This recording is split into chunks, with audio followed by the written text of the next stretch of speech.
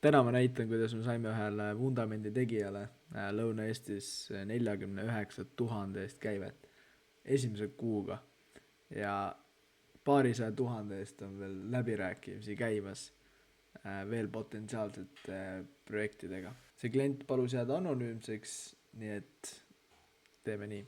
Päringute genereerimiseks me kasutasime siis metareklaame Facebookis, Instagramis, et genereerida siis nende huviliste kontaktid. Kohe, kui päring tuli sisse, tehti neile esmakõne, kus siis uuriti natuke lisainfot. Et vahepeal tehti kohe, ütleme mitte tõsistele kontaktidele, tehti kohe selline hinnanguline pakkumine, natuke selline puusa pealt, aga nendega, kes olid natuke tõsisemad, siis nendega toimus objekti külastus, lihtsalt et luua usaldusväärsust, arutada detailid läbi. Peale objekti külastust tehti siis samuti pakkumine.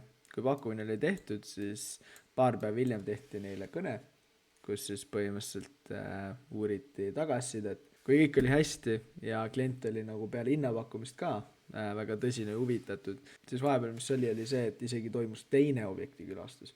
Lihtsalt, et veel kord läbi arutada, võib-olla isegi mingi lisatingimisi teha, selliseid asju võib-olla muuta pakkumist.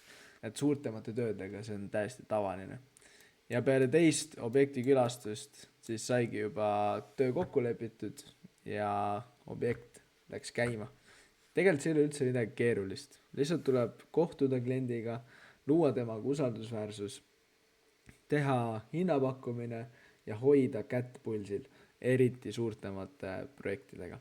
Klient oli esimese kuu lõppedes väga üllatunud, väga rahul, et see nii hästi toimis ja me jätkame temaga koostööd.